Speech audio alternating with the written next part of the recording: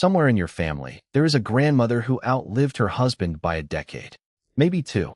You probably never asked why. You just assumed that's how it goes. Grandpa dies first. Grandma keeps the house going for another 10 years. But the real answer is far stranger than habit or coincidence. It's written into the cells of every man and woman on this planet, and it has been playing out the same way for thousands of years. Right now, in almost every country on Earth, women are outliving men. Not by a little. In some places, by 6 or 7 years. This isn't new. It isn't cultural. It isn't just modern medicine or lifestyle. Anthropologists have traced this gap back through famines, through plagues, through slavery, through wars where men were dying by the thousands and women somehow, quietly, kept surviving at higher rates even in the exact same conditions. So what is actually happening inside a female body that isn't happening inside a male one? Start with the chromosomes. You have 2 sex chromosomes. If you're female, they're both X. If you're male, one is an X and one is a much smaller Y. That tiny difference matters more than you'd think. The X chromosome is packed with genes, over 800 of them, many involved in immune function. Because women carry 2 X chromosomes, they effectively have a backup copy. If one gene on one X chromosome carries a harmful mutation, the second X can often compensate. Men don't get that redundancy. Their single X is either healthy or it isn't. There's no spare. This is one reason researchers studying immune resilience, including work published by biologists tracking sex-based survival gaps, have found that female immune systems tend to mount stronger, faster responses to infection.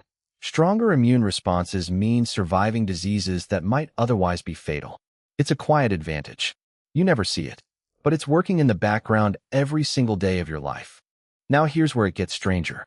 In 2018, demographer Virginia Zarelli and her colleagues published a study that looked at some of the most brutal survival conditions in recorded history.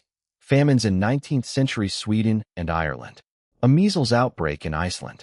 Even enslaved populations in the Caribbean and the United States, where death rates were catastrophic for everyone.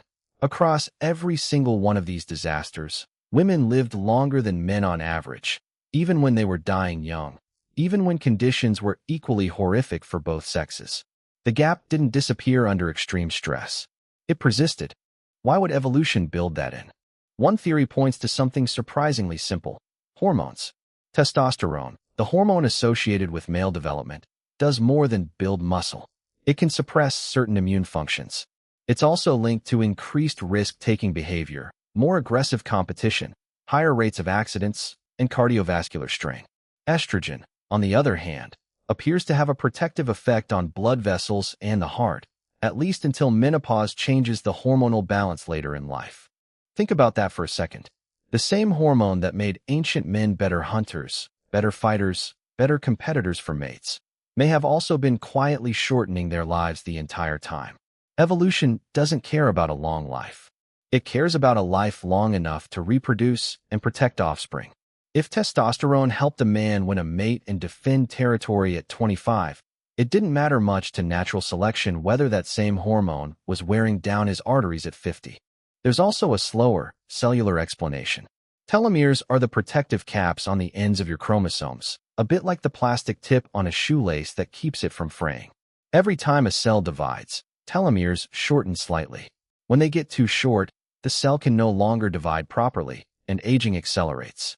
Some researchers studying telomere length across sexes have found that women, on average, tend to have longer telomeres than men of the same age. Estrogen appears to help protect and maintain them. It's a small difference at the cellular level, but small differences, repeated across trillions of cells over decades, add up to years. Layer onto this the behavioral side. Historically, and still today in many places, men are statistically more likely to work dangerous jobs, drive more recklessly, smoke more, drink more heavily, and delay seeking medical care. None of that is really about willpower. Some of it traces back to the same evolutionary wiring that rewarded risk-taking in men competing for status and mates. A behavior that once helped a young man survive to reproduce can become the exact behavior that shortens his life decades later. So you have biology stacking on top of behavior. 2 X chromosomes instead of 1. A hormone that once won mates, but now wears down the heart. Immune systems that respond faster and harder to threats. Cells that hold on to their protective caps a little longer. None of these differences are massive on their own, but combined, generation after generation, they produce a gap that anthropologists can trace across centuries and across wildly different cultures. Here's the part that should really surprise you. This pattern isn't even unique to humans. Across most mammal species, from mice to elephants to gorillas, females tend to outlive males. Researchers studying aging across the animal kingdom, including work by biologist Stephen Ousted, have found this survival gap in the majority of species where males compete physically for mates. The more intense the competition between males, the bigger the survival gap tends to be. Humans, it turns out, are just one more species running an ancient evolutionary program that was never designed with a modern lifespan in mind. So the next time you think about your grandmother outliving your grandfather, you're not looking at a coincidence, and you're not looking at bad luck.